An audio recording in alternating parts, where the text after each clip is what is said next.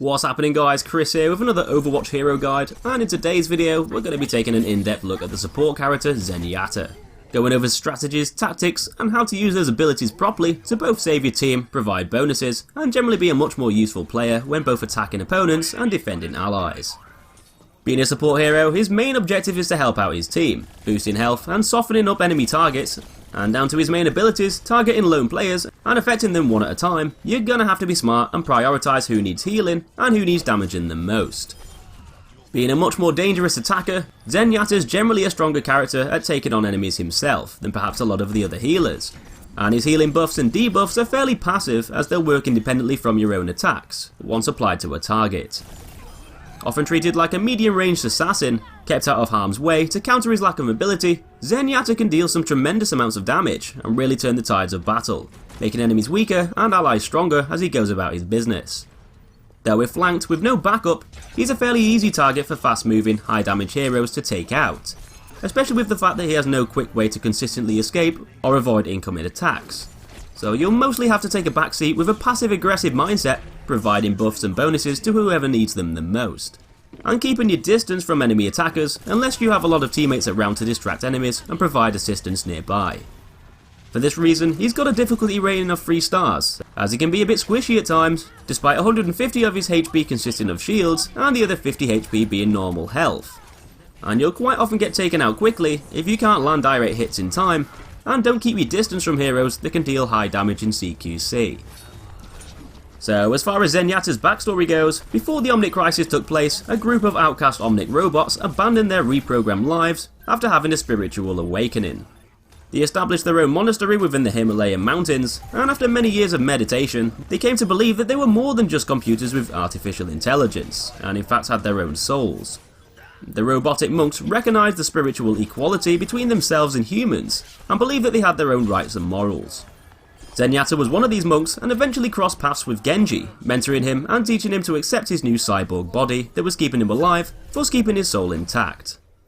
Over time, Zenyatta came to disagree with the monastery's new direction, as they wanted to help repair the conflict between humans and Omnics by teaching, instead of actual engagement and physically making a difference to affect the world. So he left the monastery to follow his own path instead, wandering the earth to help people find their inner peace and overcome their problems. Though whenever innocent human and Omnic lives are threatened, Zenyatta will choose to fight and use his power to protect them. So Zenyatta mainly uses a variety of different orbs, which are thrown at enemies and allies to heal, damage and soften them up. But the main orbs that you'll be using for attack purposes are the Orbs of Destruction. These can be thrown out in 2 ways. The first lets you throw each orb out one by one, whereas the other way lets you charge up a volley of shots and launch 5 of them forwards in a rapid flurry. The orbs themselves deal 46 damage, though they also do increase headshot damage too, doubling it up and making them much more effective. There's no range penalty or damage drop off, which makes them powerful to use even at those longer distances. Though each orb does have a slight travel time before it will reach its target, and so you might need to leave moving targets, aiming slightly in front of them as they walk in a specific direction. You can throw 3 orbs out per second, which will all travel in a straight line in front of you, plus you'll have 20 shots to launch before you'll need to reset your ammo. And this fairly steady rate of fire, combined with the generous ammo capacity and damage output, makes the Destruction Orbs a much more powerful attack when compared to most of the other support characters, allowing Zenyatta to take on his rivals fairly well by himself.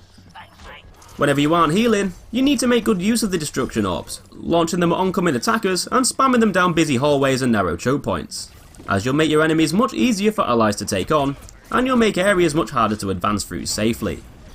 With that said, don't get too carried away dishing out damage, as you are a healer at the end of the day, and should focus on helping your team out when they need it. But the secondary fire mode basically lets you charge up 5 of those destructive orbs and fling them all out in rapid succession.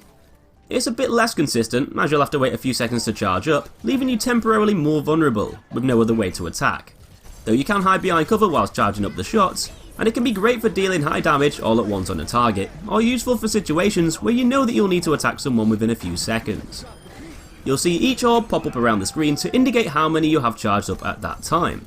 and it's usually best waiting just a fraction of a second longer to ready up as many orbs as you can before you open fire. As soon as you see the 5th orb appear at the top centre of the screen, you'll have all of them revved up and you'll be ready to unleash all of the power. You don't need to wait for the game to throw them for you, just release the button as soon as you see that 5th orb, and when you have your crosshairs lined up with a victim. The general damage that you'll deal with the charge up orbs is slightly less than with the single orbs from your primary fire, plus the volley of shots will be a tad less accurate too.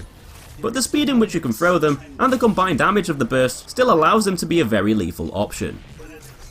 Although the primary fire is very effective at taking on stationary targets like Torbjorn's turret and Bastion's sentry, with that high damage output and them not being very hard to hit, a lot of the time it can be more effective charging your shots up with that secondary fire, and launch them all towards a stationary target to deal huge amount of damage all at once. This will prevent them from being repaired, plus you can also hide around corners to charge your shots up first, to keep yourself safe and out of enemy sight lines. Using the alternate fire is better used in some situations more than others. It's generally more effective against tank characters with those big hitboxes and slower movement speeds, when fired down narrow corridors and through busy choke points and doorways, sweeping the charged orbs across groups of enemies to impact a few at once, and when someone's trapped in place by Mei's freezing abilities, Junkrat's Strap and Zarya's Graviton Surge.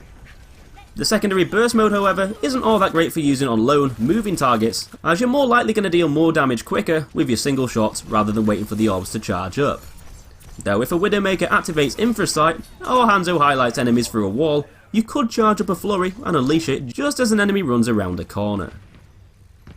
Now, to drastically improve those destruction orbs, along with your other teammates' attacks, Zenyatta can attach an Orb of Discord onto an enemy, which is going to amp up the damage they take by 30%, just so long as they stay within line of sight. Only one opponent can suffer the Orb of Discord's effects at once, and it can be thrown to any enemy within 40 meters, but not through solid surfaces or barriers.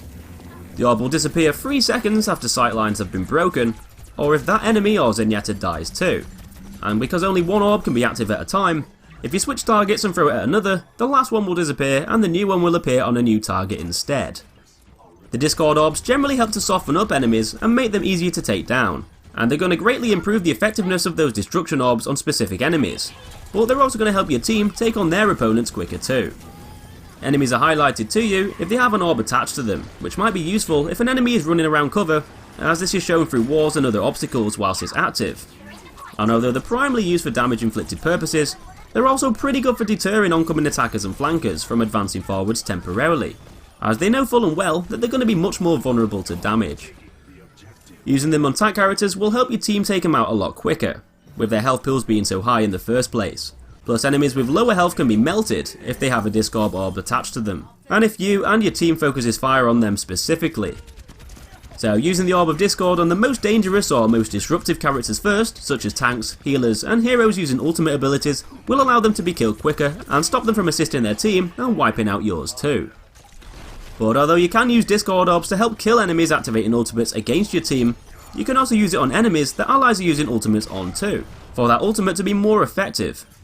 If you notice a teammate having a one-on-one battle with another player, chuck one of these at their opponent to help them take them on.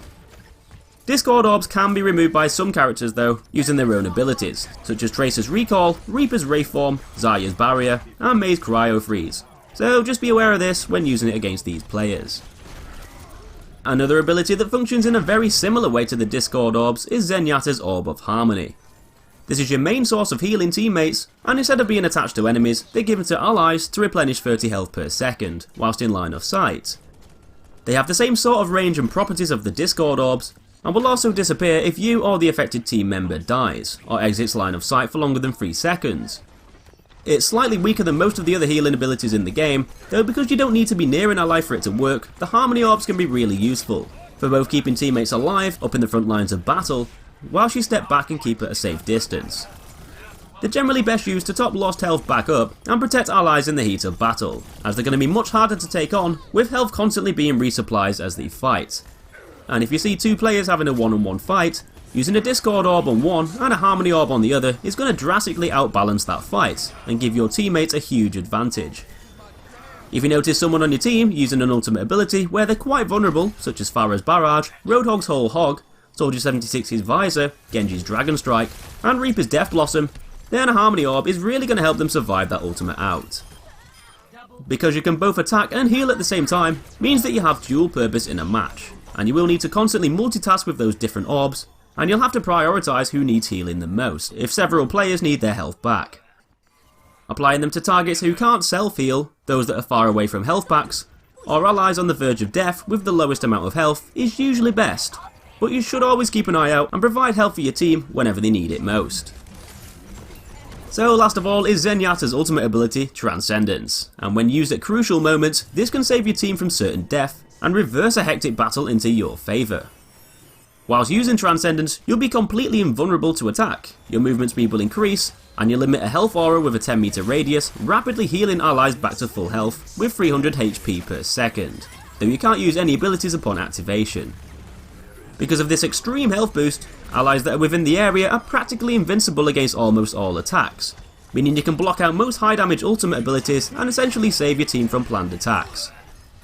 If a Zarya tosses out a Graviton Surge, and a Pharah coordinates a barrage to kill your team, then you can pretty much shut down the two ultimates with your own, as Transcendence is best for countering these kind of strategies used against you and your team.